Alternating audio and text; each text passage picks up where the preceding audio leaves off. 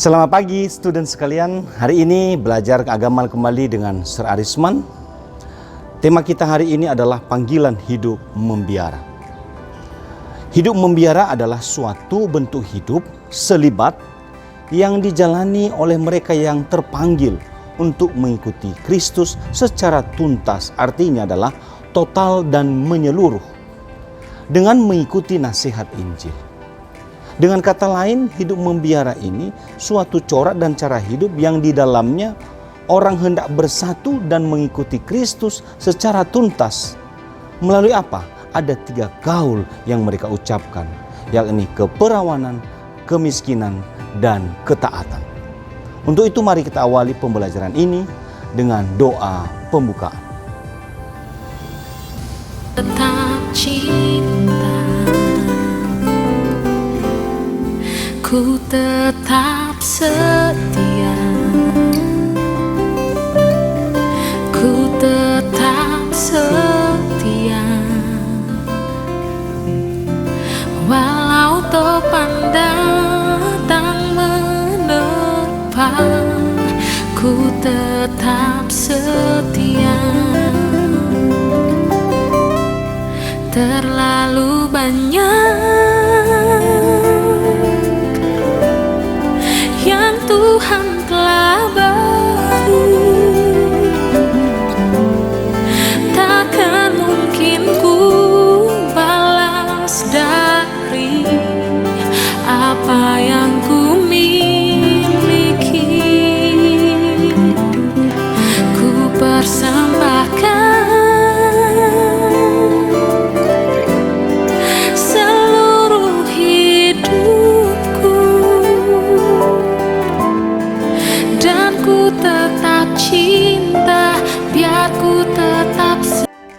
Sekarang Sir mulai dengan menerangkan arti dan makna hidup membiara. Ya, topik kita itu adalah hidup membiara. Berarti kaum biarawan, biarawati. Jadi hidup membiara itu merupakan ungkapan hidup manusia yang menyadari bahwa hidupnya itu berada di hadirat Allah.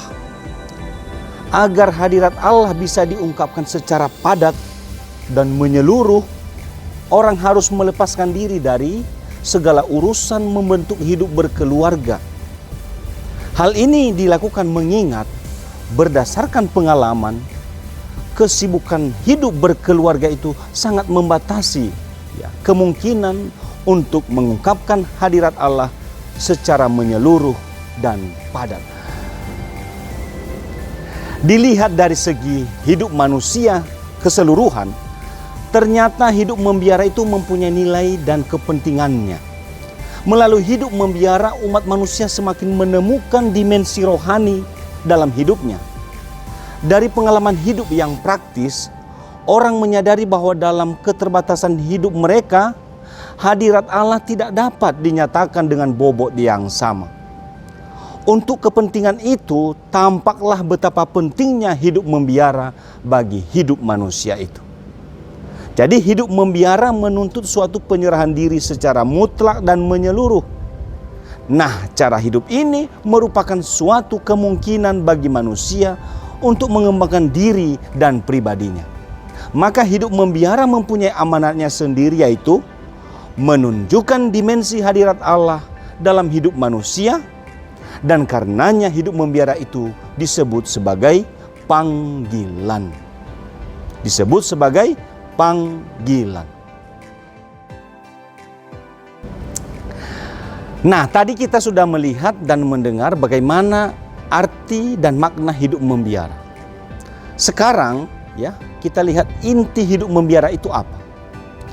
Jadi inti kehidupan membiara sebenarnya yang juga dituntut dari setiap orang Kristen adalah persatuannya atau keakrabannya dengan Kristus Yesus.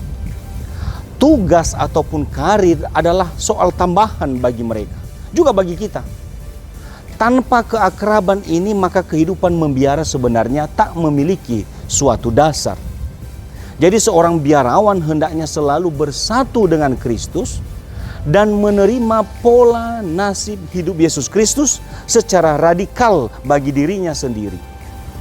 Oleh karena itu, semboyan klasik hidup membiara adalah mengikuti jejak Tuhan Yesus Kristus ataupun meniru Kristus. Itu ada dalam Lumen Gentium artikel 42. Ungkapan ini tidak boleh ditafsirkan secara lahiriah saja. Ya, mereka yang mengikuti Kristus berarti meneladan bentuk kehidupannya. Ya, akan tetapi meneladani harus diusahakan sedemikian rupa sehingga mereka sungguh bersatu dan menyerupai Kristus. Nah, untuk dapat menyerupai dan menyatu dengan Kristus, orang harus sering berkomunikasi atau bertemu dengan Yesus Kristus. Pertemuan dan komunikasi yang efektif yang paling sering dilakukan adalah ada doa. Jadi seorang biarawan yang baik itu harus sering tenggelam dalam doa. Sebab doa merupakan suatu daya atau kekuatan untuk dapat meneladani dan bersatu dengan Kristus. Di dalam doa seseorang bisa berbicara, bisa mendengarkan dan mengarahkan diri kepada Kristus. Persatuan erat dengan Kristus itulah inti dan tujuan hidup membiara.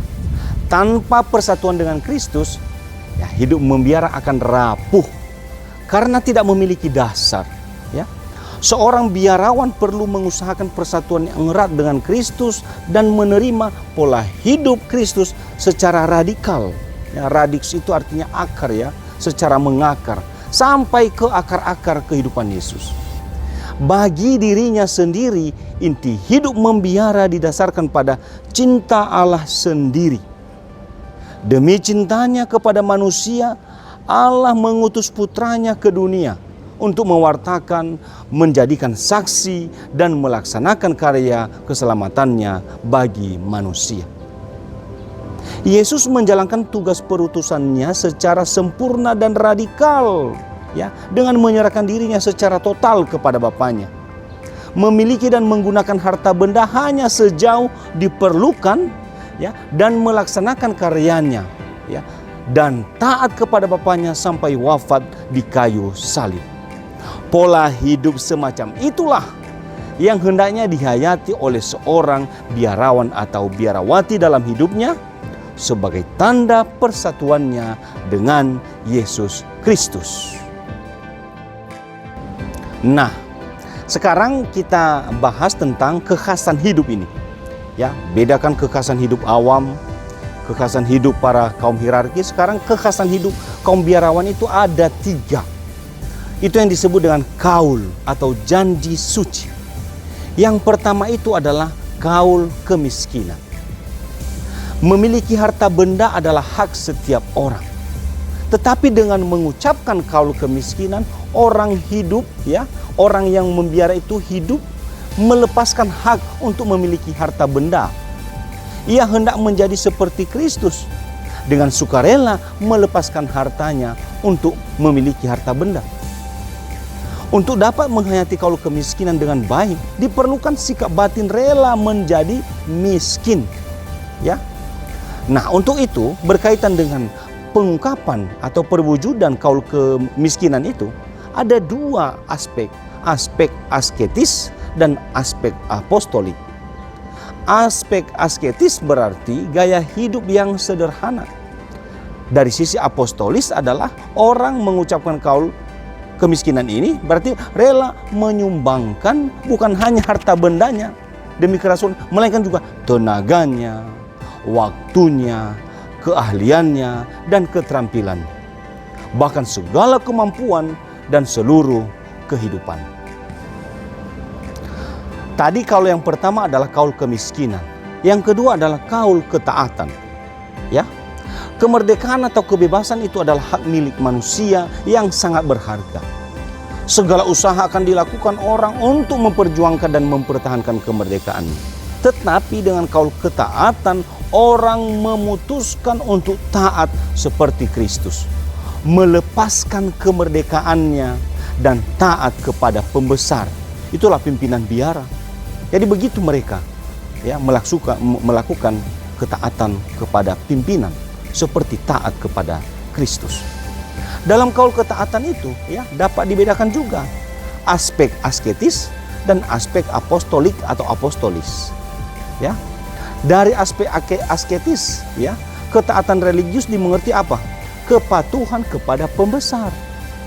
Tapi dari sisi apostolis adalah ya, kerelaan untuk membaktikan diri kepada hidup dan terutama kerasulan bersama. Ini ketaatan. Jadi tidak bisa ditawar-tawar. Mereka mampu melepaskan kemerdekaannya dan taat seperti Kristus kepada Bapanya. Sekarang kaul yang ketiga, ya. Ini banyak istilah tentang ini. Keperawanan, selibat, wadat, ya. Itu semua adalah tidak berkeluarga. Nah, hidup berkeluarga adalah hak setiap orang. Tetapi dengan mengucapkan dan menghayati kaul keperawanan atau selibat tadi, orang yang hidup membiara melepaskan haknya untuk hidup berkeluarga demi kerajaan Allah. Ini tidak gampang, ya. Tetapi melalui hidup selibat ini, ia mengungkapkan kesediaan untuk mengikuti dan meneladan Kristus sepenuhnya. Dan membaktikan, ya ini bakti, membaktikan diri secara total demi terlaksananya kerajaan Allah. Maka itu mereka wujudkan dalam ya pelayanan-pelayanan mereka. Dengan kaul keperawanan, sikap penyerahan diri dalam seluruh hidup dan setiap segi kehidupan. Jadi inti kaul keperawanan bukanlah tidak kawinnya, ya, melainkan penyerahan secara menyeluruh kepada Kristus, ya, dan meninggalkan segala-galanya demi Kristus dan terus-menerus berusaha mengarahkan diri kepada Kristus, terutama melalui hidup doa. Jadi secara singkat adalah begini. Ketiga kaul itu dapat dikatakan sebagai suatu sikap radikal untuk mencintai Bapa. Ya, ini keperawanan. Pasrah kepada kehendak Bapa, ini ketaatan. Serta bergantung dan berharap hanya kepada Bapa, itulah kemiskinan. Demikianlah pembelajaran kita hari ini. Mudah-mudahan di antara kalian ada yang terpanggil ya menjadi biarawan biarawati. Apalagi kalau menjadi kelompok hierarki, menjadi romo atau pastor. Di rumah masing-masing mari kita tutup pembelajaran ini dengan doa. Tuhan Yesus memberkati. Amin.